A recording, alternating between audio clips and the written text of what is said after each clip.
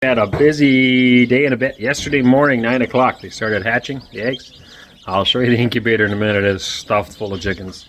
And we decided to take some out. Normally speaking, when they start hatching, once they start pipping, so once the chick inside bangs a hole in the shell with their beak, the top part of the beak has a little hard spot on it, and they'll bang a little hole in there. Once that starts happening, you cannot open the incubator, because if the humidity level drops too low, the how do I explain? So there's a shell, and then there's a bag in the shell, and the chick is in the bag, and that bag can dry out, meaning the chick will actually be stuck in there and will die in the shell and can't get out.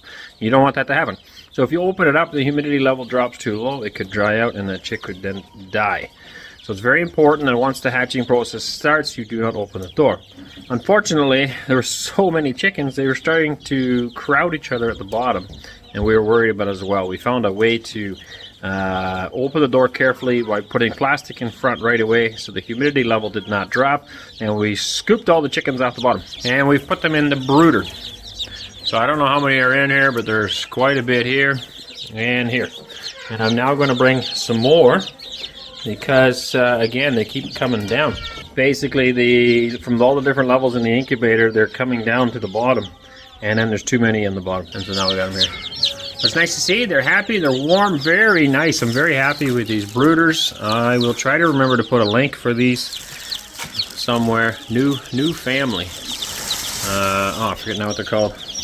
Anyway, we'll try to put a link on. But they got a control pad here. Once I figured this out, came with instructions.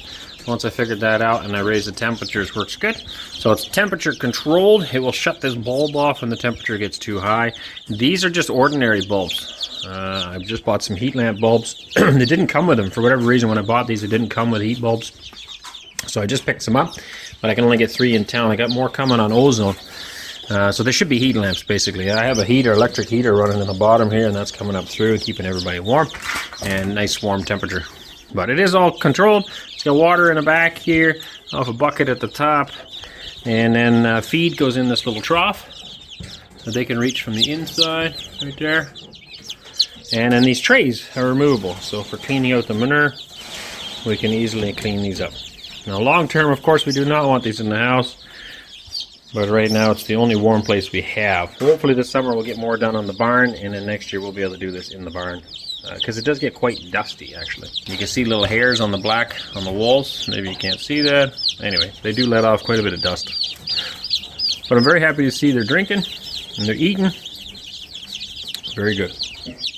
Another thing many people don't know with chicks is that you should not help them out of the eggs. It's very tempting to do that. Don't do that. It's very important that they do it all on their own in order to have healthy chicks. These guys are eating. Amazing how fast they figure all this stuff out. I didn't show them. Quite often when we get baby chicks, we dip their heads in the water, their beaks, and dip them in the food so they know where it is. These guys figured it out. And once one figures it out, he shows the other ones, and everybody's happy. Very important they stay in here and stay warm, too. So, anyway, we're going to get this bottom one ready for some more. Ladies and gentlemen, good afternoon. We are back at it again. Working in the shop right now. We're going to start putting steel on. I gotta tell you, as a father, it is a proud moment to be able to work with your sons. I wish my oldest boy was here. He is not, but as it is, I have 4 of my wonderful boys right here working beside me, and that is a great feeling. We're going to put some steel on this wall, interior wall between the cow barn and the shop, all the way to the end. We will put some wall steel on this wall today. And if we have time, we will also put that outside wall on today. I need trim before I can do the front, and I don't have my sheet metal here to bend up yet. And I need trim to do that outside wall and this outside wall. So that really all we can do is these inside ones, but that'll be a great start. And we'll effectively close this part in. Right now we're going to put the bottom strap on. We just treated the posts, and once we get the strap on, we can start putting steel on. Things on. One thing I like to do is drill holes in the steel so that all the holes are the same. It looks nice. Is it necessary? No, you could do without. You could just kind of eyeball. You could just eyeball the strapping and say, okay, we're going to put screws here. What tends to happen is that they tend to move up and down. It looks much nicer and more uniform if you drill the holes beforehand. So we're going to go measure it now in multiple places, get our centers, of the strapping, and then we will translate that to this pile and start screwing. What do you got? I need this untied. Do you? Yeah. Cool. We got one sheet on the wall, and remember that we have to put some house wrap on. The reason I do that is because I'm going to spray foam that wall. Well, I would do it anyway on an exterior wall, but with spray foam you don't actually need it because it is a vapor barrier and everything all in one already.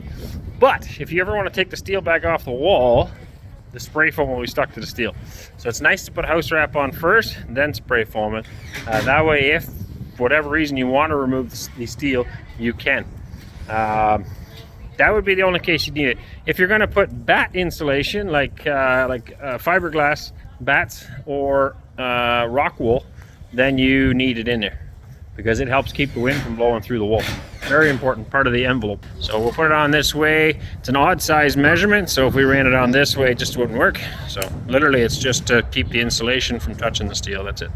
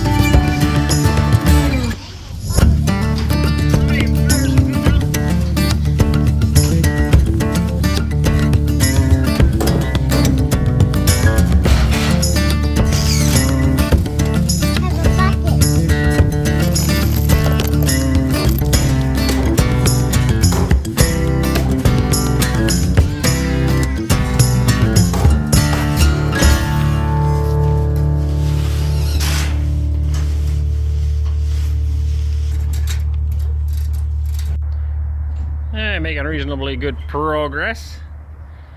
Won't get as far as we hoped today, but we should get this wall done at least before supper. Outside walls are red. The reason I do light color on the inside, just makes it a lot brighter in the barn. Once you get lights going here, it'll reflect off the wall. It'll look a lot nicer. This needs to be dug down a bit yet, and then we're actually going to throw two-story in here now. Plans change all the time, but that's what we will be working on. And getting this ready for cows. It'll be very nice. And this back part will just be wide open for now. And loose housing for the cows. It's gonna work? I think so. Yeah. Excited? Yeah.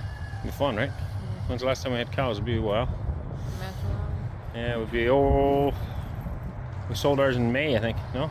Maybe? Yeah, Can't remember. 2023 or something. So it would be, no, yeah. It'd be 2 years almost now since we've had cows. Yeah. Too long.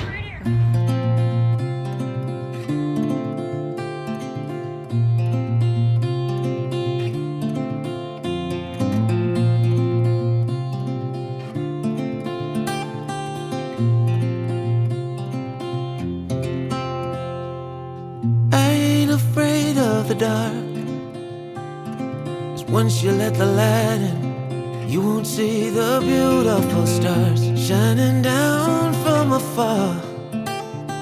No, I ain't afraid of the dark. I don't mind the rain, bringing life back. We can breathe again when dealing with the pain. Yeah, this side is done, other than I gotta do the corner trim here yet, and then this of course will be red. So Waylon's gonna drive around to the other side now, slowly, and we will get, there's one white wall on the inside of the shop we're gonna do now, and eventually there will be one in here as well to divide dairy cows from this pen back here. But we'll work our way back there right now. Beautiful tractor. Beautiful day.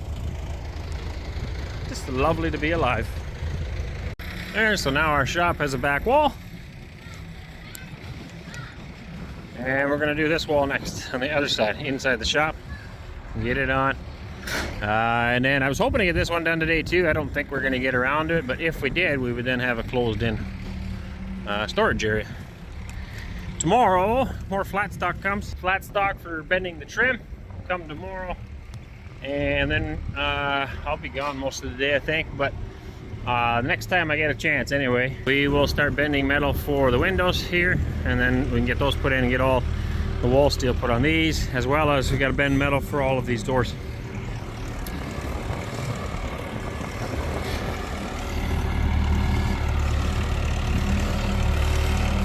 It's awesome watching your kids do stuff like this. I think it's great.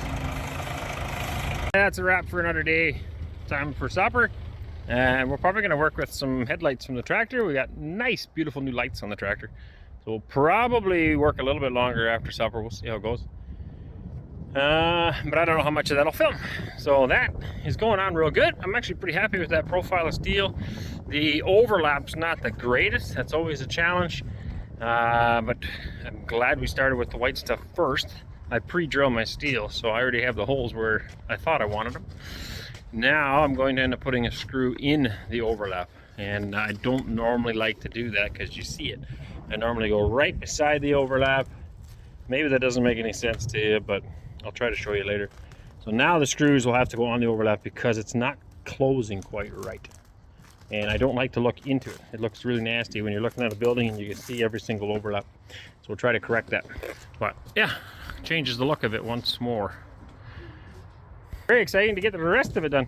We're also going to empty the incubator tonight, take out the rest of the chickens, so I might film some of that. But if not, I hope you guys enjoy. Don't forget to thumb it up. If you're new, don't forget to subscribe and hit the notification bell so you can get notified every time we make a new video. You want to say hi? Wow. Wow. Kush, kush, kush, kush. Hey. Good kitty. Good kitty. See how the chickies are doing. 33, that's good. Happy with that. This one's a bit on the cold side. There's supposed to be more heat lamps coming today. Obviously that one has right now 1, 2, 3, 4 actual heat lamps, and then it has 3 conventional bulbs, non-LED, so they obviously put off a lot of heat too, and then 1 LED. And this one's got 2 LEDs and only 2 heat lamps, so once I get more in here, it'll bring up a lot of heat as well. It's a little, that's too cold. I'd like it a little warmer, so we'll have to work on that. We will, we will. But the chickies look happy. Hey guys.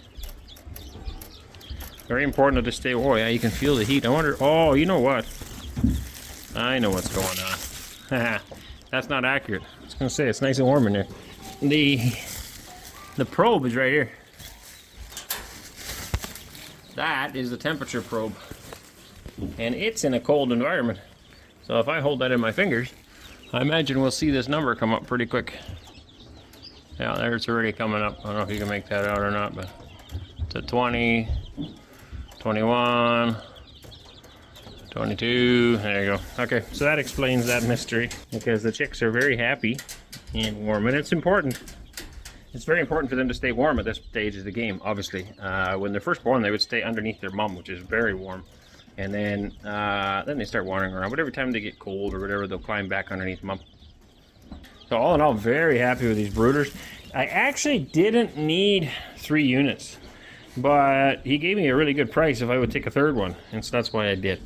That doesn't mean that down the road I won't. I think we could even use these for quail, and then I would keep the quail in them.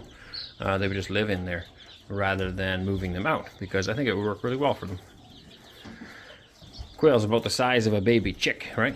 and then I can just use 2. If I put 60 chicks in each one, that's 240 in a stack. Another 240 be 480. Our incubator holds 500 eggs.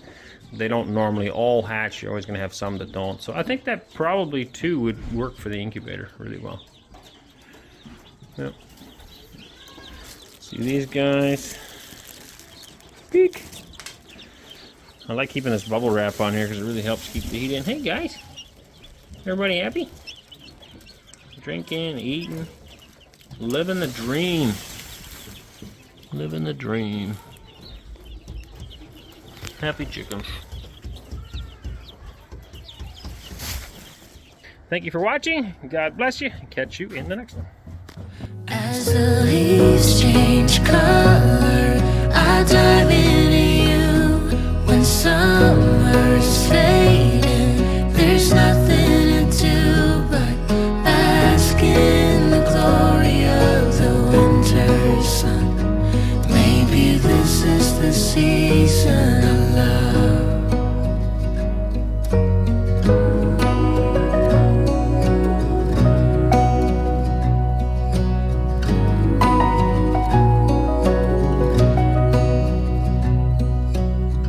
Beneath an endless night,